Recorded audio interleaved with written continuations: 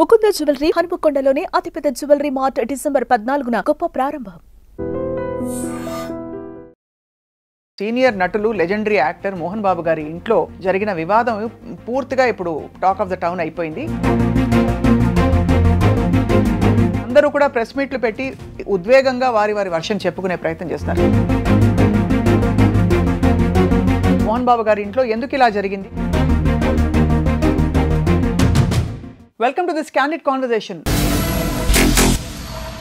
రాజులకు కూడా కష్టాలు వస్తాయా అంటే మనకి చాలా కథల్లో మనం విన్నాం. అనేక మంది సంతానం ఉండే రాజుల రాజ్యాల విషయంలో, ఆస్తుల పంపకాల విషయంలో మనం ఎన్నెన్నో ఎగ్జాంపుల్స్ వింటూ ఉంటాం. ఇవాళ రాజును ఎందుకన్నానంటే మనకు అందరికీ సుపరిచిత సీనియర్ నటులు లెజెండరీ యాక్టర్ మోహన్ బాబు గారి ఇంట్లో జరిగిన వివాదం పూర్తిగా ఇప్పుడు టాక్ ఆఫ్ ద టౌన్ అయిపోయింది. అందరూ కూడా ప్రెస్ మీట్లు పెట్టి ఉద్వేగంగా వారి వర్షన్ చెప్పుకునే ప్రయత్నం చేస్తున్నారు. కానీ మానవ సంబంధాలు, సామాజిక కోణాలు, క్రమశిక్షణ ఇవన్నీ చెప్పే మోహన్ బాబు గారి ఇంట్లో ఎందుకు ఇలా జరిగింది, దీనికి పరిష్కారం ఏంటి, కథ సుఖాంతం ఎలా అవుతుంది? కృష్ణకుమార్ గారు అందరికీ సుపరిచిత సోషల్ యాక్టివిస్ట్ అండ్ విశ్లేషకులు మనతో ఉన్నారు. నమస్కారం అండి. నమస్కారం. కృష్ణకుమార్ గారు, నిజంగా బాధాకరం అండి. అవును, ఇది అంటే తండ్రి కొడుకుల మధ్య వచ్చిన ఈ చిన్న వివాదం బాగా పెద్దదైపోయింది. అసలు ఎందుకు అంటే గతంలో మనం ఇలాంటి ఎగ్జాంపుల్స్ చూసామా? అంటే లెజెండరీ యాక్టర్స్ ఎన్టీఆర్ గారు కావచ్చు, మనకి అక్కినేని నాగేశ్వరరావు గారు కావచ్చు, అనేక మంది సంతానం ఉన్నా కూడా ఎక్కడా ఇలాంటి విభేదాలు రాలేదు, మనకు తెలిసి రాలేదు. వాళ్ళు ఏంటంటే ఎక్కడికక్కడ ఎవరిది వాళ్ళకి కనెక్టింగ్గా పెట్టకుండా, కంబైన్డ్ ప్రాపర్టీస్ పెట్టకుండా ఎవరిది వాళ్ళకి ఇచ్చేశారు. సో ఎవరి దాంట్లో ఎవరు ఇన్వాల్వ్ అవ్వాల్సిన అవసరం లేదు. ఒక అన్నపూర్ణ స్టూడియో గురించి చెప్పుకుంటారు, అది అందరికీ ఉంది వాటా అని. అందరూ కలిసి దాన్ని విడదీయలేరు కాబట్టి అందుకే ఎన్టీఆర్ గారు చిన్న చిన్న స్టూడియోలు కట్టి అంటే ఏదో చేశారు. ఎవరు మాట్లాడరు. అందరికీ అలా కుదరదు. అందరికీ ఎందుకు కుదరదు అంటే జీవితం చాలా తత్వభరితమైంది. ఎంత ఉద్వేగభరితమైందో అంత తత్వభరితమైంది కూడా. ఉద్వేగం ఎక్కువైనా ప్రాబ్లమే, తత్వం ఎక్కువైనా ప్రాబ్లమే. ఇప్పుడు చిన్న వయసులో తత్వం వచ్చిందనుకోండి, చేయాల్సినవి చేయరు. వయసు పెరిగిన తర్వాత ఉద్వేగం ఎక్కువైంది అనుకోండి, మనశ్శాంతి ఉండదు. అవును, మోహన్ బాబు గారి విషయంలో ఇదే జరిగింది. సింపుల్గా మాట్లాడుకుంటే, ఇందాక మీరు చాలా చెప్పారు అందరి తీర్పులోని ఏవేవో ఆయన ఎక్కడైనా వివాదాలు వస్తే పరిష్కరించేటట్లు. అవును, నిజమే. అందరికీ శకునం చెప్పే బల్లి కుడితిలోనే పడుతుంది. అలానే అయ్యింది. ఎందుకు ఇలా జరిగింది అని మనం కొంచెం విశ్లేషించుకుంటే, ఏ మనిషి అయినా సరే 60 సంవత్సరాలు లేదంటే మ్యాక్సిమం 65 సంవత్సరాల లోపు తనకున్న ఆర్థిక బంధనాలని తెంచుకోవాలి. అది మనకి పురాణాలు కూడా, ఇతిహాసాలు కూడా చెప్తున్నాయి. చెప్పారు, చేశారు కూడా వాళ్ళు. ఎందుకు అంటున్నానంటే, కొందరు రాజులను చూసిన తర్వాత ఈ బుద్ధి రావాలి మనకి. ఇప్పుడు తండ్రి ఎప్పుడు సస్తాడా, నేను ఎప్పుడు రాజు అవ్వాలా అని కొడుకులు చూశారు, గమనించి ఉంటారు. సాక్షాత్తు తండ్రిని చంపించిన కొడుకులు కూడా ఉన్నారు. అలాగే పెద్ద కొడుకే రాజ్యం ఇవ్వాలి, చిన్న కొడుకులు అలా ఉండాలి అన్న సందర్భంలో కైకేయి నా కొడుకునే రాజుని చెయ్యాలి అని అడిగింది అని చూపించారు. ఇట్లాంటి వాద సంవాదాలు లేకుండా ఇవాళ రాజులు పోయారు, రాజ్యాలు పోయినాయి, రాణులు పోయారు, కానీ సంస్థానాలు మిగిలిపోయినాయి. ఎక్కడెప్పుడు ఒక్కొక్కళ్ళు కష్టపడ్డారా, చెమటోడ్చారా, రక్తం ధారపోసారా, ఎవరి కడుపన్నా కొట్టారా తెలియదు, కానీ ఇవాళ సంస్థానాలుగా సంపదలు పోగుపడుతున్నాయి. అవును, ఈ పోగుబడిన సంపదని ఈజీగా పంచి ఉన్న ముగ్గురుకో నలుగురికో పిల్లలకి పంచి కొంత తను అట్టి పెట్టుకుని తన జాగ్రత్త కోసం చెయ్యాలి అని తల్లిదండ్రులు అనుకోవట్లా. భార్యకి బొడ్లో తాళాలు భార్యకే ఉండాలి, లాకర్ తాళాలు భర్త దగ్గరే ఉండాలి. ఈ మనస్తత్వం ఉండటం వల్ల ఏం జరుగుతుంది అంటే పిల్లలకి విపరీతమైన కాంక్ష పెరిగిపోతుంది. నేనే ఎక్కువ తీసుకోవాలి. ఇప్పుడు పంచి ఇచ్చారనుకోండి, వాడికి వెళ్ళిపోయాక దాని మీద మనకు మనసు ఉండదు. కానీ ఇవి పంచినట్టే కదా ఇంచుమించు. అసలు ఈ విషయంలో చూస్తే ఏమో తెలియదండి. పంచలేదని కొంతమంది అంటారు, పంచారని కొంతమంది అంటారు. మరి పంచితే ఇంకెందుకు? ఇప్పుడు మనోజ్ అక్కడ ఎక్కువ పెత్తనం జరిగిపోతుంది, విష్ణు అక్కడ ఎక్కువ పెత్తనం చేస్తున్నాడు అనే మాట ఎందుకు వస్తుంది? విష్ణు మరి మనోజ్ ఎందుకు మాట్లాడతాడు? నాకు అర్థమైనంతలో పంచలేదు. పైగా ఆయన తన అజమాయిషీ కిందనే ఉండాలి అనుకున్నట్లు ఉన్నాడు. ఇప్పుడు విష్ణు కూడా అదే చెప్తున్నాడు, నాన్నగారు ఉన్నంత వరకు కదిలించడానికి వీల్లేదు.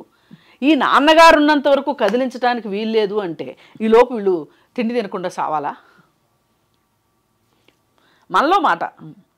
అంటే ఆస్తులు ఉండేది ఎందుకండి? ఎంజాయ్ చేయడానికి, అంటే కరిగించుకుని తినమని కాదు నా ఉద్దేశం. అవి మనకు ఉన్నాయన్నే దన్ను ఉండాలి, అవసరమైతే వాడుకోవడానికి కూడా పనికి రావాలి. అసలు డబ్బు అంటే ఏంటి? ఒక ఇంధనం. మన కారులో పెట్రోల్ అయింది, కారు నడుస్తుందా? కారు దాకా వెళ్ళొద్దండి. మన పొట్టలో బ్రేక్ఫాస్ట్ పడకపోతే లంచ్కి ఎంత వెంపర్లాడతాము. అంటే ఇప్పుడు ఇక్కడ చూస్తే పరిస్థితి మనం స్పెసిఫిక్ గా మాట్లాడుకుంటే ముగ్గురు బయటికి రాలేదు, ఒకరే బయటకు వచ్చి అన్నారు. అంటే ఒకరికి ఇవ్వక ఇద్దరికి ఇచ్చారనా? ఎందుకంటే వాళ్ళిద్దరూ అనుభవిస్తున్నారు.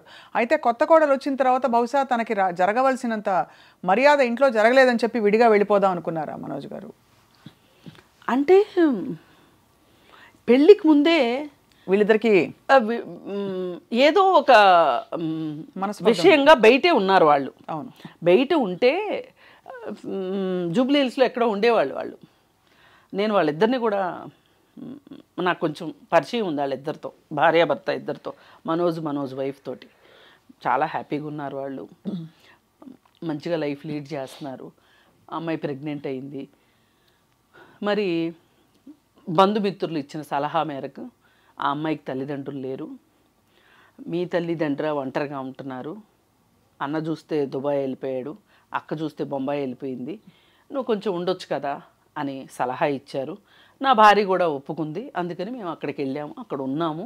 అంతకుముందు కూడా అక్కడే ఉండేవాడు, పెళ్ళికి ముందు ఆ ఇంట్లోనే ఉండేవాడు. పెళ్లి తర్వాత మరి విడిగా ఉండాలనా లేకపోతే మోహన్ బాబు నా దగ్గర వద్దన్నాడా ఏదో కానీ వాళ్ళు బయట ఉన్నారు కొన్నాళ్ళు, కానీ మళ్ళీ వచ్చారు, ఇక్కడే ఉన్నారు. ఏది ఏమైనా మౌనికా రెడ్డిని అంత యాక్సెప్ట్ చేయలేదనేది మటుకు వాస్తవం. అలాగే ఎందువల్ల యాక్సెప్ట్ చేసి ఉంటారని మీ అంచనా? అంటే ఇది రాజకీయ మొదటి భార్య మనోజ్ మొదటి భార్య విష్ణు భార్య తాలూకు చుట్టాలమ్మాయి. ఆ అమ్మాయికి విడాకులు ఇచ్చే విషయంలోనే మోహన్ బాబుకి ఇష్టం లేదు. అవును, విడాకులు ఇవ్వద్దు అని చెప్పి పరువు పోతుందనో లేకపోతే ఇంకోటో ఆయన ఒక భార్య చనిపోతే ఇంకొక భార్యని చేసుకున్న అనుభవం వల్ల కానీ ఏదన్నా కానీ వద్దు అని చెప్పాడు. ఈ అబ్బాయి కాదు అని విడాకులు ఇచ్చాడు. వాళ్ళకేమి మనస్పర్ధలు ఉన్నాయో ఎవరికి ప్రపంచానికి చెప్పాల్సిన అవసరం లేదు. నన్ను అడిగితే ఇవి వ్యక్తిగత విషయాలండి. అసలు ఇవి ఇంత రాద్ధాంతం అవ్వడం కూడా నాకు ఎందుకో మనస్కరించట్లేదు. ఎందుకంటే ఏ ఇంట్లో లేవు గొడవలు, అంతే కదా. అయితే సరే ఆ సందర్భంలో అసలు వీళ్ళ పెళ్ళికే ఒప్పుకోకపోతే లక్ష్మియే ఎన్ని రోజులు ఇష్టపడ్డ అమ్మాయిని పెళ్లి చేయకుండా అలా ఉంచుతాము అని చెప్పి తనే ముందుకు పడి పెళ్లి చేసింది. ఆ పెళ్లిలో కూడా మీరు గమనిస్తే విష్ణు ఎంత చుట్టం చూపుగా వచ్చాడంటే చాలామంది గెస్టులు వచ్చాక వచ్చి చాలామంది గెస్టులు వెళ్ళకముందే వెళ్ళిపోయాడు. జస్ట్ అంటే ఇది ఎందుకు చేశాడు అంటే విష్ణు తెలివితేటలు ఇలానే ఉంటాయి. నా తండ్రికి ఇష్టం లేదు కాబట్టి నాకు కూడా ఇష్టం లేదు. అది తెలివితేటలను ఎందుకు అనుకోవాలి? అది ధర్మం అనుకోవచ్చు కదండి. ధర్మం కాదు. లక్ష్మి ఎందుకు చేయలేదు ఆ పని? మరి అలా కాదు, ఇప్పుడు లక్ష్మి ఎందుకు చేయలేదు చెప్పండి. కుటుంబం ఉంది, మరి లక్ష్మి కూడా అలాగే ఉండొచ్చు కదా. కాదు, లక్ష్మి ధైర్యంగా నాకు చెల్లుబాటు అయిపోతుంది నేను ఏం చేసినా అనే ఒక ధైర్యంతో ముందుకొచ్చి ఆడపిల్ల కాబట్టి కొంచెం ఇంటమ్మాయి కాబట్టి తను అన్ని చక్కబెట్టే ప్రయత్నం చేసింది. ఆడపిల్ల టిపికల్గా చేసేది అంటే అందరినీ కలపాలని. అక్కడ అన్న ఇంకోవైపు విష్ణు బహుశా అందరం ఒకవైపు ఉంటే బ్యాలెన్స్ ఉండదు కాబట్టి తండ్రి వైపు తల్లిదండ్రుల వైపు తను ఉంటున్నట్టుగా ఉండి మనోజ్ వైపు తిను ఉంటున్నట్టుగా ఉండి ఇది చాలా కుటుంబాల్లో జరిగేదే కదా. జరిగేదాని వెనక మర్మమే నేను చెప్తున్నా. ఈ జరిగేదాని వెనక తండ్రిని మంచి చేసుకోవాలి. ఎందుకంటే తండ్రి చేతిలో ఆస్తులు ఉంటాయి, తండ్రి చేతిలో పవర్ ఉంటుంది. పవర్ చుట్టూ తిరుగుతాయండి పాలిటిక్స్ మొత్తం. Family biggest politics in the world family politics. ఈ ఫ్యామిలీ పాలిటిక్స్లో విష్ణు కావాలని అలాగా తండ్రితోటి చాలా బాగా జోరీలాగా ఉండి తండ్రికి మనసులో మనసై మాటలో మాటై తండ్రి అధికారాన్ని ఒప్పుకుని ఆ పెత్తనాన్ని భరించి తండ్రితో మంచిగా ఉన్నాడు. అది మనోజ్కి చేత కాలేదు. పిల్లలందరూ ఒకలా ఉండరు కదా, అంతే. ఉండకపోయేసరికి మనోజ్కి క్రమక్రమంగా డిస్టెన్స్ పెరిగింది. పైగా వీళ్ళ మధ్యలో ఎప్పటి నుంచో గొడవలు ఉన్నాయి అనడానికి మనోజ్ చెప్పిన కారణం చాలా సముచితంగా ఉంది. అదేంటి అంటే విద్యా సంస్థల నుంచి వస్తున్న డబ్బులతోటి విష్ణు సొంతగా సినిమాలు తీస్తున్నారు, ప్రొడక్షన్ హౌస్ పెట్టి. డబ్బాలు వెళ్తున్నాయి కానీ డబ్బులు రావట్లా, డబ్బాలు తిరిగి వస్తున్నాయి కానీ డబ్బులు మట్టుకు తిరిగి రావట్లా. అయితే అన్నీ పోయిన సినిమాలే కదా, ఒక్క సినిమా ఆడి డబ్బులు వచ్చింది ఏమున్నాయి? ఈ మధ్యకాలంలో జిన్నా సినిమా అట్ర ఫ్లాప్, తెలుసు కదా, 5 పైసలు రాలేదు దాంట్లో, పోయినాయి కానీ. అయితే మరి మనోజు బయట ప్రొడక్షన్ హౌసుల్లో పనిచేస్తున్నాడు, హీరోగా పనిచేస్తుంటే తనకు రెమ్యూనరేషన్ వస్తుంది, ఆ సినిమాలు తీసిన వాళ్ళకి డబ్బులు వస్తున్నాయి. మరి సొంత ప్రొడక్షన్ హౌస్ని పెట్టి ఆడే సినిమాలు నటించగలిగిన సత్తా ఉన్న మనోజ్ని పెట్టి సినిమా ఎందుకు తీయలేదు? విష్ణుని పెట్టే ఎందుకు సినిమా? అంటే మీ ఆంతర్యం ఏంటంటే ఒకళ్ళని తక్కువ చేసి ఒక కొడుకుకి ఎక్కువ ప్రాధాన్యత ఇచ్చారు అనేది తేట తెల్లం అవుతుంది. కానీ ఒకటి రవికుమార్ గారు, అంటే ఇక్కడ మీరు అన్న పాయింట్ నేను సవినయంగా స్వీకరిస్తూనే, మనకి పురాణాల్లోనే కనిపిస్తుంది కదండి, పురాణాల్లోనే ఇటువంటి ఉదాహరణలు ఉన్నాయి. శ్రీరామచంద్రుడికి అలా అని ఇక్కడ ఏదో అలా అని భరతుడు చెడ్డవాడని మనం ఎలా అంటాము? నేను చెడ్డవాడు అనట్లేదు, నేను చెడ్డవాళ్ళు మంచివాళ్ళు అనట్లేదు. ఒక తండ్రిగా నువ్వు సమానంగా చూడాల్సిన బాధ్యత ఉందా లేదా? ఒక తండ్రికి పిల్లలు ఎలా అన్నా ఉండేవండి. ఇద్దరు పిల్లలు ఉన్నారండి, ఒకళ్ళు చాలా సెల్ఫ్ సఫిషియెంట్గా చాలా బాగుంటారు. ఒక అబ్బాయికి అనారోగ్య కారణాల వల్ల కావచ్చు, లేకపోతే అతనికి తెలివి తక్కువ వల్ల కావచ్చు, ఒక పిల్లవాడు లోలో ఉన్నాడు అనుకోండి, పెద్దవాడిని కూర్చోబెట్టి, అరే నాన్న నీ తమ్ముడు ఎలా, నీ అన్న ఎలా ఉన్నాడు, పరిస్థితి ఎలా ఉంది, అతన్ని కూడా మనం పైకి తెచ్చుకోవాలి అని మాట్లాడి చేయాల్సింది పోయి నువ్వే డిఫరెన్స్ చూపిస్తుంటే వాళ్ళ మధ్యలో వైషమ్యాలు పెరగవా? ఖచ్చితంగా వైషమ్యాలు ఏ కుటుంబాల్లో ఉండకూడదు, ఒప్పుకుంటా. ఎన్టీ రామారావు గారు ఇప్పుడు ఆయనకి 10 మంది సంతానం కదండి, ఎంతమంది బాలకృష్ణ గారు అంత పాపులర్ అయ్యారు? మరి ఆయన అందరికీ ఏదో ఒక రకంగా ఏదో ఒక రంగంలో, సినిమాటోగ్రఫీలో ఒకళ్ళకి, ప్రొడక్షన్లో ఒకళ్ళకి, యాక్షన్లో ఒకళ్ళకి, కుటుంబ వ్యవహారాలకు సంబంధించి ఒకళ్ళకి, ఇప్పుడు రామకృష్ణ అనే ఆఖరణ ఉంటాడు, అతను అందరు కుటుంబ సభ్యుల ఆర్థిక వ్యవహారాలు విషయంలో అతను చూసుకుంటాడు. ఒక ఆయన ఉన్నాడు, ఆయన సినిమాటోగ్రఫీ చేస్తారు. అవును, ఇట్లా ఉన్నారు. అక్కడ ఇప్పుడు ఎవరైనా వచ్చి బయటకు వచ్చి మాట్లాడింది లేదు కదా, నేను అనేది అది. ఇప్పుడు ఇక్కడ ఎందుకు అయ్యింది ఇంత అంటే, మనోజ్కి ఎందుకు ఆ ప్రాధాన్యత ఇవ్వలేదని మనం మీ విశ్లేషణ, లేదు కొంతమంది అభిప్రాయం? లేవు కదా. నాకు అందరూ నన్ను అల్లారు ముద్దుగా నిన్ను పెంచాను, అందరికంటే ఎక్కువ నీ మీదే ఖర్చు పెట్టి పంపించానని స్వయంగా తండ్రి గారు అన్నారు కదండి. కాదు, నీ మీదనే ఎక్కువ ఖర్చు పెట్టాలనుకున్నాను, నిన్ను చదివిద్దాం అనుకున్నాను, కానీ నువ్వు చదువుకోలేదు అన్న పక్కన ఒక ఫిల్ ఇన్ ద బ్లాంక్ ఉంది. నీకే ఎక్కువ ఖర్చు పెట్టి చదివిద్దాం అనుకున్నాను కానీ నువ్వు చదవలేదు అనేది ఫిల్ ఇన్ ద బ్లాంక్. అంటే అసలు ఆ వీడియో మొత్తంలో మీరు ఆశాంతం గమనిస్తే బిట్టు ఆత్మస్తుతి పరనింద, ఈ మొత్తం విషయానికి మనోజే కారణం, నేను ఏమాత్రం కారణం కాదు, విష్ణు ఏమాత్రం కారణం కాదు అన్నట్లుంది. ఇది వింటే ఒకవేళ మనోజ్ మనసు మార్చుకుని ఒక చోట కూర్చుని అక్రాస్ ది టేబుల్ ప్రశాంతమైన వాతావరణంలో కూర్చోవాలి అని అనుకుంటే కూడా అతను వెనక్కి వెళ్ళిపోయేటట్లుంది ఆ వీడియో. ఇప్పటికైనా నువ్వు నష్ట నివారణ చర్యలు చేపట్టాలి అంటే కొన్ని మాటలు మాట్లాడకూడదు. అవును, విష్ణు కూడా అదే మాట్లాడుతున్నాడు. మనోజ్ చేసిన దానికి నా తండ్రి చాలా తక్కువ చేశాడు అని మాట్లాడుతున్నాడు. నువ్వు కాదు ఆ మాట అనవలసింది, మోహన్ బాబు అనాలి. నువ్వెందుకంటావు? ఇప్పుడు అసలే మీ ఇద్దరికి గ్యాప్ ఉంది, ఈ గ్యాప్ను ఫిల్ చేయాల్సిన మోహన్ బాబు గారి గ్యాప్ను ఫిల్ చేయకపోగా అది ఏదన్నా కానివ్వండి ఆ గ్యాప్ పెరుగుతా వెళ్తుంది. ఇప్పుడుకైనా సరే, ఇప్పుడు లక్ష్మి ఎందుకు ఏమీ మాట్లాడుకోకుండా వెళ్ళిపోయింది? ఇది నా వల్ల కాదు అనేది ఆమెకు అర్థమైపోయింది, ఇది నా కప్ ఆఫ్ టీ కాదు అని అర్థమైంది ఆమెకి, వెళ్ళిపోయింది. నా వల్ల కాదు అనిపించింది. గతంలో పరిష్కరించిన తనే పెళ్లి విషయం అప్పుడు, ఇప్పుడు ఈసారి తను ఏమి ఇంకా కుదరని పని అని వైదొలగడం అది ఓకే అంటే ఎవరి బాగోగులు. కానీ ఇతను వచ్చిన దగ్గర నుంచి ఇంకొంచెం ఎక్కువ రాజుకుంటుంది తప్పితే ఇతను ఇచ్చే స్టేట్మెంట్ల వల్ల విష్ణు గారు ఇచ్చే విష్ణు ఏది ఏమైనా ఇది మా కుటుంబ వ్యవహారం, మేము తేల్చుకుంటాము అంతే కదండి అనేసేసి ఊరుకుంటే బాగుంటుంది. ఇప్పుడు మోహన్ బాబు గారు కూడా ఆ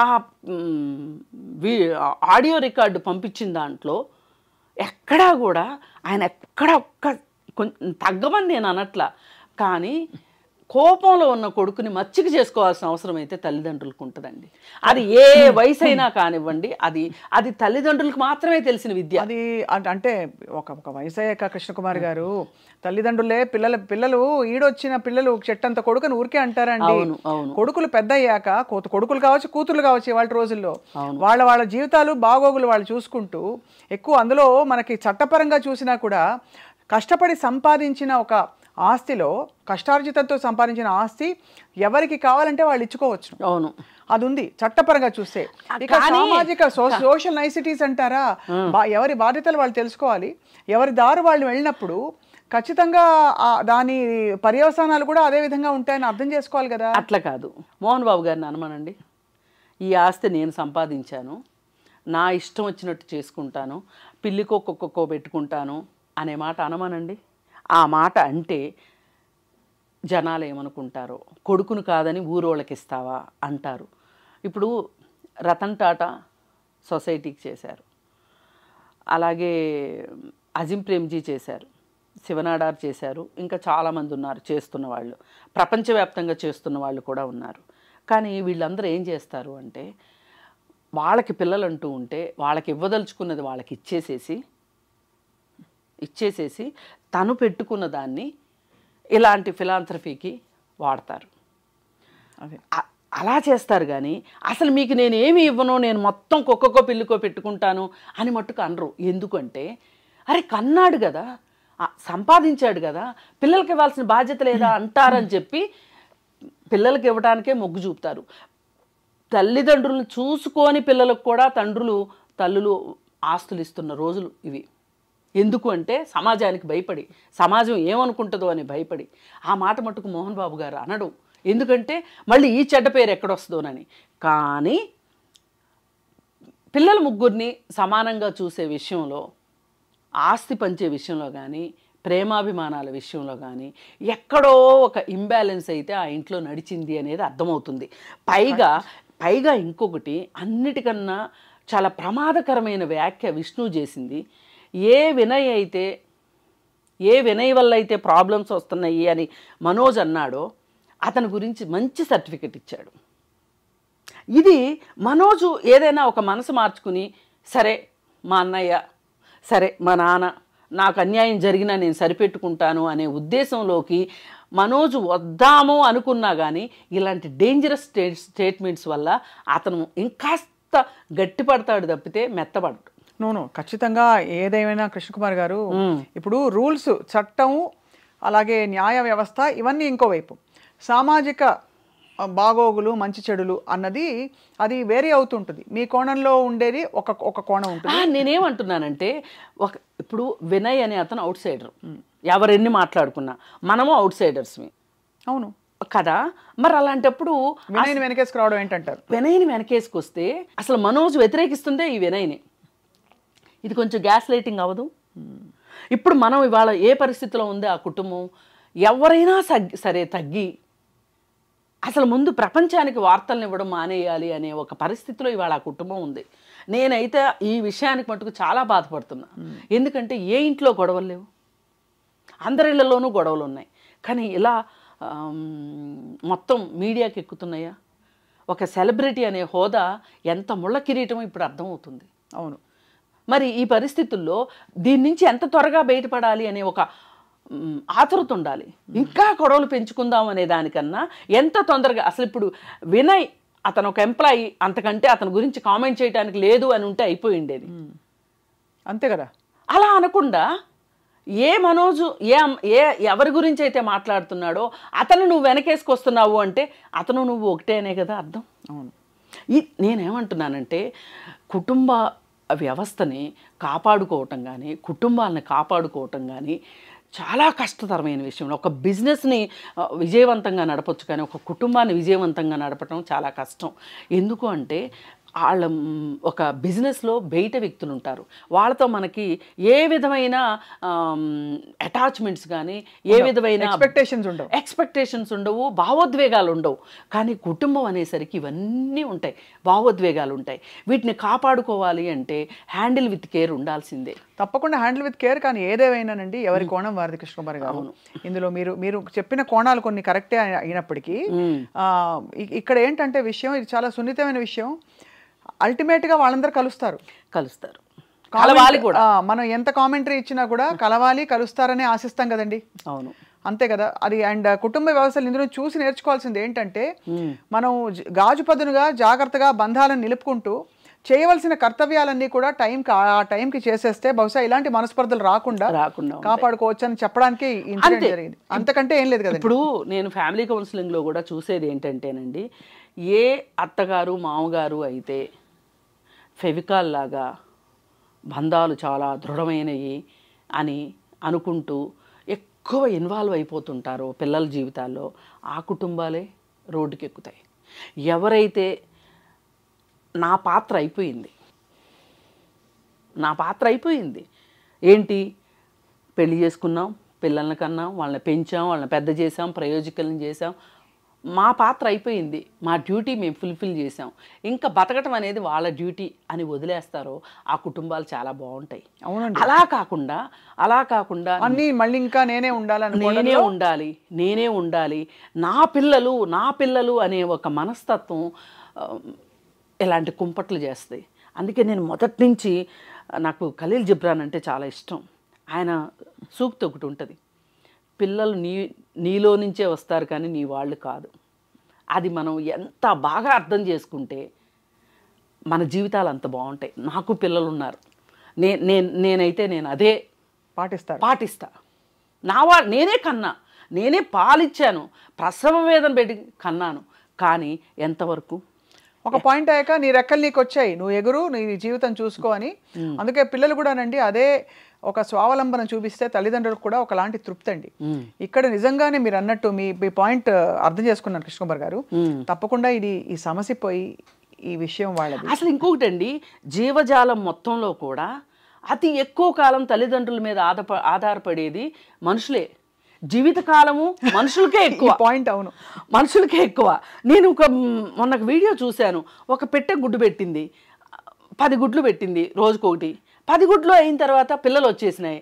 పిల్లలకు ఆహారం అవసరమైంది అనుకున్నప్పుడు ఎక్కడికో ఎగిరెళ్ళి ఆహారం తీసుకొచ్చింది, పెట్టింది. 4-5 రోజులు పోయిన తర్వాత ఇవి ఆహారం సంపాదించుకోవడం మొదలెట్టాయి. ఆ తల్లి మళ్ళీ అంతర్ధానం అయిపోయింది. మరి గూడు ఇరుకయిందని వెళ్ళిందా, లేకపోతే ఇది ఇంతే సృష్టి అనుకుని వెళ్ళిందో తెలియదు కానీ అయిపోయింది. ఇప్పుడు దూడలు ఉంటాయి, కాతే జీవితకాలం కూడా మన మనుషులది ఎక్కువ కాబట్టి, మనకు ఆలోచన శక్తి ఉంది కాబట్టి మనం ఎక్కువ ఆధారపడేటట్లు చేసుకోవడం, మనం సృష్టించుకున్న ఉద్వేగాలు పరిస్థితులు అవి. నిజంగానే మీరు అన్నది చాలా మంచి విశ్లేషణ అందించినందుకు కృష్ణకుమార్ గారు యాజ్ ఆల్వేస్. ఇవాళ కొత్త కోణం, మీతో మామూలుగా పెద్ద అంటే మహిళా సమస్యల గురించి మాట్లాడతాం, ఇవాళ ఇంకా సామాజిక కోణం, జీవితం, కొంత ఫిలాసఫీ కూడా కలిసి చాలా వీరు పూర్తిగా సంపూర్ణంగా చెప్పినందుకు మీకు ధన్యవాదాలండి. నమస్కారం. Thank you.